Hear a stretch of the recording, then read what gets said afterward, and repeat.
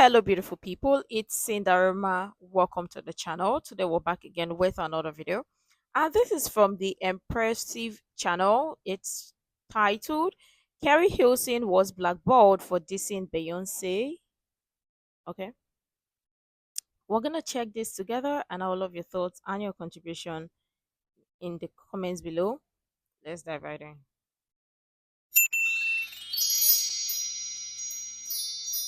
Hello, everybody. Welcome to the Impressive channel.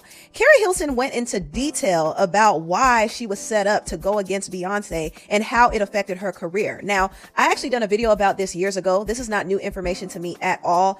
Keri was signed to Polow and Timbaland, and I was aware that Polow was the one who forced her to record this diss song against Beyonce because he was threatening not to release her music if she didn't do it. Now, the song in question was actually the remix to the song Turning Me On, and in the lyrics, it sounded like she was taking a shot at both Beyonce and Ciara because she said, "Your vision cloudy if you think you're the best. You could dance," meaning Ciara. She could sing, meaning Beyonce, but she need to move it to the left, to the left. She was obviously referencing Beyonce's Irreplaceable song. And then she went on to say this: she need to go have some babies. She need to sit down. She fake. Them other chicks ain't even worth my time to talk about. She also said, "I stay turning it on. Go ahead and tell these people how long I've been writing your songs. I've been putting you on. Just check the credits, ho. And if you want me, you can find me in Decatur, ho." So these lyrics seem like they were supposed to be directed towards Beyonce and even Ciara, and a lot of people were outraged by it, and this really did affect Keri's career. Keri was still able to have some success after the fact. I mean, she did have a hit song called Pretty Girl Rock, but her controversial video and single, The Way You Love Me, actually tainted that whole moment. And so things weren't the same, but really, she was never going to reach a certain height after the narrative was put out there that she dissed Beyonce. And Keri never really told the full truth about what really went down with that song. In fact, there's an old interview that surfaced of her saying that she was on board to do it and it was never intended to shade anybody. But no, he didn't like force me to do anything. I mean, it was a suggestion and I told him, okay, I'll try it. You know, it's a hot verse. I love the verse. Yes, I heard specific names being brought up. No, it's not about that. No, I guess that's the only way I could say it. I'm not retracting. It's just that was never the energy behind it. So from listening to this interview, it almost seemed like Keri was down with the shenanigans, but in actuality, she hated the verse. She didn't want to do the song. She felt forced to do it because her boss, Polow, threatened not to release her album if she didn't. And not to mention, she didn't even write the song. Ester wrote the song. And all this time, Keri was protecting everybody involved. But now the truth finally came out. Polow. Let me just say this. First of all, it is no news or it's not surprising in Hollywood how they pawn each other and set each other up to fight against each other. It is no news at this point. So sometimes when you hear some particular song, it's most likely what Hollywood is doing because they profit when two artists are having a feud. They profit the most. So whatever they would profit more or whatever is going to give them more money or make their pocket big fatter, that is what they are most likely going to go for. So it's no news, it's no surprise at all. Wanted me to do a remix to Turning Me On. He had produced the record and I wasn't, because I was on tour with Lil Wayne, I wasn't able to like lay anything down. He had been on me for a couple weeks about we need to do a remix. Okay, so I take off. It wasn't happening quick enough for him. I take off, we fly in. He had another writer in our camp at the time. He had her write this, so he played it for me like this is the remix, because I'm thinking I'm coming in to go write a remix to Turn Me On. Like the whole time I've been writing concepts like what would I say, how do I even remix this, like what do I want to. So I had lines and I had, you know, things that I would have said, but I come into the studio and he plays me this verse and I'm like, automatically I'm like, I'm not saying that. That was my position. But you knew it was shade when you heard it. Yeah. You could, but I didn't know really who it was about. So I never found it, but we disagree there, Polow and I, because he believes in kind of the shock jock mentality. He believes in kind of playing dirty to a degree, and I don't. It's not rap. So exactly. So I tried to fight him on it, and I began writing my own. That's what I did with my time there, but it was quite forceful. You know what I mean? In an executive artist way? Yeah, in an executive artist way only. You know, involving others and kind of threatening my career in a sense, in a real sense. Like, you're not coming, because my album wasn't out yet. So it was like, you're not coming out if you don't do this. And the mistake that I made was not continuing to fight. But I was in tears. I was crying. I was adamant that I did not want to do that. And for people that don't know, you were signed to Polow. I was signed to Polow and Timbaland. Correct. Yep, in a joint venture at Interscope Records. Yep. And I was young. I was super young. I felt I had no power. I felt I had no choice. But I did record my version, which had nothing like that in it. It was on subject. The song is about men. And I think days after? He remembers more because he was there. Wow. He remembers more. Was it days after when it leaked? It leaked like days after I did it, but he promised me that wouldn't happen. So it leaked. And that was that. And I protected him. I protected the girl that wrote it, who went on to become famous. I protected everyone in the story. So I had to eat that. And I am still eating it to this day. What did Timbaland say? I think he just went because they were partners. I think he just went along, but I don't remember that we involved him or that he was involved at all because he hadn't produced that record. But I wonder now. I would love to ask him, like, what did you think about that? What I do know is he went on to work with B and J, So did Polow and tour with him, and so did Polow. And That's the thing. Sometimes they just throw and look for the one that would give them the bigger pocket, right? Bigger coins. That's their target. So none of this is surprising, and lots of these artists already know this by now, or may know this. And some people may be game, some people may not. But obviously, this is the strategy they do. They just play pawns, move chess around, move the subject or move the players around and say, oh, this would be, best fit. See, for people who actually don't even understand how this works, if you still can, watch Empire or watch Star. Regardless of how much you feel towards what's his name, Big Daddy, what's his name? I've forgotten his name. The director Lee Daniels. Regardless of how you feel or how people feel towards him, just watch it. That those series they've explained like is an eye opener to what or how the entertainment industry works. And lots of people may just be like, oh well, but that is a movie. But yeah, it's a movie. But listen, in every movie, there is always a mission or there is always an agenda. There is always something they want you, the viewer, to pick. And sometimes, just you can just take your eyes off the what's it called? Those agenda they want to put and take the lessons or take the um what's it called? The mission of the movie. Just put your eyes and focus on the message. You would understand it is pretty explanatory, tells you how the business works and how some people are greedy and control freaks and whatever. It's in the movie. So obviously, lots of these artists, some people may not know, some people may be naive to it, some people may potentially know, and just because it's gonna give them, they'll put them in the spotlight or make them some more money. Are we even talking about that? Look at Kendrick Lamar and Drake. That's a perfect example. I'm sitting there like, wow. But again, I was trying to keep peace and also not wanting to put my career, they were still my bosses. I didn't want to put my career further into detriment. So I just didn't want to step in the shit anymore though. So I didn't want to hold no magazine with her I just froze because I was shook. I was scared. I was not of her. Like I love her. I think she's incredible. She's one of the greatest artists of all time. But now it's a name I can't say.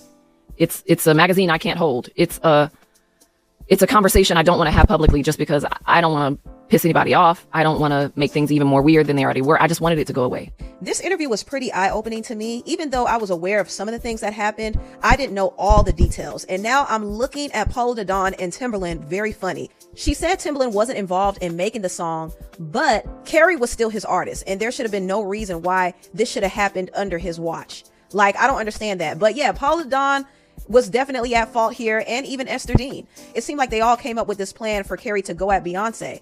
And this is not to say that Keri is without blame, because honestly, she did not have to record that song. But she decided to go against her principles, and that's something she has to live with. But she's not fully at fault here because her team set her up to fail. The thing is, Keri didn't need to diss Beyonce or even Ciara to get any buzz. Like, she wasn't looking for clout. She already had a huge hit with Kanye West and Ne-Yo called Knock You Down. She had a big hit with the producer Timbaland called The Way I Are. She had an urban hit song called Turnin' Me On featuring Lil Wayne. I mean, she had a lot of buzz going for herself. She didn't need to diss anybody to get attention. So why would her camp force her to diss Beyonce, knowing what it would do to her career? Why would they do that? Why would they purposely sabotage an artist who could have been lucrative for them? It makes no sense to me. And I'm thinking, like, was Polow using Keri as a pawn to get at Beyonce? Because Keri said that Polow plays dirty. He plays dirty. So what was his motive for doing that? I don't know. Even though Keri is telling her truth, I still feel like she's keeping certain information out to protect other parties, because I want to know why they put her up to dissing Beyonce, knowing the backlash that she would get. Why would they do that? The thing is, whatever plan they had backfired horribly, and it actually ended up working out for Jay-Z, because the last thing Jay-Z needed was for a new girl to come up and be competition for his girls. And when I say his girls, I mean his wife Beyonce and his artist Rihanna. Keri was competing in the same market as those two, and she was becoming more and more popular. If her career didn't slow down, she could have easily been a part of that Black superstar class alongside Beyonce, Rihanna, and Nicki Minaj. But Keri Hilson was sabotaged, and it probably was to Jay-Z's relief, because one thing about it, Jay-Z is protective of his cash cows, and he doesn't want no one coming in and being a threat to that. That's just my thought. Now, some people might think, girl, what you talking about? I don't really know, but I'm coming up with theories in my head, because after listening to Keri's interview on The Breakfast Club, I wouldn't be surprised if her team purposely sabotaged her to get her out the way. And everybody else went unscathed. Polow da Don and Timbaland went on to work with Beyonce and Jay-Z. Ester went on to write for Beyonce and Rihanna. She wrote some of Rihanna's biggest hits. She actually wrote some of the biggest hits in the 2010s. Like, her pen is serious. But everybody went on to do their thing, and meanwhile, Keri was left by the wayside. Because that whole time it was begrudgingly that I went through with his request. But the thing is, sometimes they may not even have any reason to. They may just want to do it sometimes for fun, sometimes for spotlight, sometimes for a seat at the table. And eventually, some of them got a seat at the table because, I mean, when they take one person out of the way, or maybe it may also be a plot to be like, oh, they don't want this person to be in a competition with them. Is there a way where this person's career can tank so that they get a seat at the table? It's a win-win for both parties. So obviously they may just come up with, say, oh, do this and do that, or try this may work. Watch Empire. It is self-explanatory in the movie. See, sometimes there are some movies you watch, some of these things don't even come as a shocker to you anymore. Yes, but it was like a promise, like, you can write your own if you sing this. And then it leaked. So it was all part of the plan. Wow. So I wasted my time even working on my own verse, because that was what he wanted to happen. What did your team say when the backlash happened? Did they just step away and say, you on your own now? Or did they That's what it felt like. That's what it felt like. That everyone went on to normalcy and I'm the only one left. Like, that's what it felt like. I'm being crucified. I'm being murdered. And I would say Keri, the human, was looking at Keri Hilson, the artist, like, you deserve that. You should have fought harder. Have you spoke to Beyonce or run into her? Because the industry is small.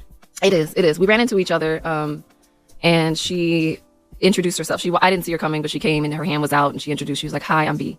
You know, that was a little bit of like, you know, all right, I see you. Because I don't know what's being said. I do know that my camp has worked with her. I don't know what was also said. They might have put it on me. They might have said she wrote that one. Like, I don't know what was said. I would love to clear that up. Keri has to really start asking some questions, because this whole situation is really, really weird.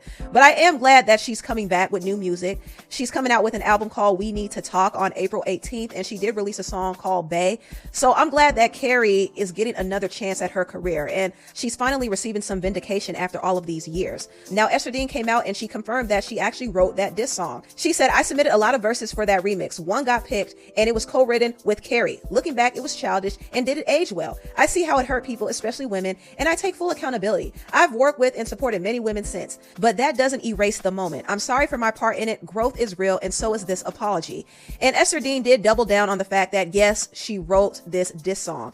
But Keri didn't like the fact that Ester said co-wrote the song, as if they both sat down and collaborated on it. No, Ester wrote most of the song, while Keri added 3 lines that were the least offensive. Keri hopped on the Shade Room and said, "Dean, I personally don't think this is our fight to have. I've respected you on this matter for 16 years, and attempted to do that again yesterday while finally expressing the truth when asked. But since you're coming to the table, let's be clear. You used the word co-wrote. I rewrote 3 lines in your verse, which was the only battle I won in our whole matter. But you weren't there when all of this was going down, and we didn't write it together. These lines are mine. Been getting dollars, boy. Go get your money up. No, you ain't the only homie on me lined up. The softest section. Lines about a boy, because not only did I strongly disagree with the unnecessary hateful sentiments towards other women, and I've never been a fan of the publicity stunt method, I also argued in my trail of attempts that this verse isn't even on subject with the original song, which is how I even got those 3 lines on the remix. They were taken from the ideas and lines in my phone that I mentioned in a full interview. You chose to stay quiet for 16 years, but coming out now only when you felt a portion of the heat I've gotten all this time. I really wasn't going to discuss this anymore, but in that interview, we talked about the backlash of not speaking up for myself. So I just want to finally clear the air respectfully. You know what? This is really messed up. It is, because Esther did wait a long time to finally speak up. Keri has been protecting all of these people for all these years, but they never came out and stood up for her. That's really the messed up part of this. But I do hope that now Keri can move forward without any drama in her career, because I think she deserves a second chance at this. She's very talented. She knows how to make a hit song. And so I'm wishing her a lot of success in this new era. I also heard that A. Marie is coming back out. She actually dropped a single called Mine, which I love. I love that single. I have it on repeat. And Sierra is doing music as well. I actually think it would be a good idea for Sierra, Keri, and A. Marie to do a tour together. I don't know, just a thought. But anyway, tell what you all think about this video down below. Please like, comment, and subscribe, and share this video if you care. Thank you so much for watching, and I'll see you next time. Bye.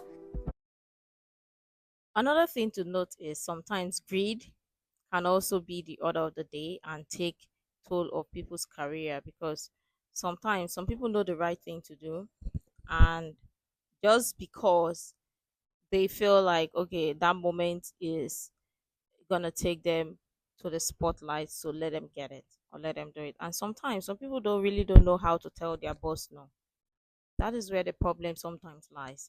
And sometimes these record labels, they know exactly what they're doing, and there is always gonna be somebody who is gonna be the fall guy while they move on like nothing ever happened, because they're aiming for the bigger pocket or the bigger fish. For me, I just want to believe that maybe, just maybe, it was two parties, or the 2 parties that orchestrated this and sort of looked for the fall guy, and maybe they saw this as an opportunity to say, okay, this person will be a good fit, and the person may the person would accept it and take it, and she would never ever get to know. But eventually, maybe, just maybe. But let me know what your thoughts are in the comments below regarding this. What are your thoughts? I would love you to share that in the comments below. Make sure to like, comment, share, subscribe, and all that stuff. And until next time, see you in the next video.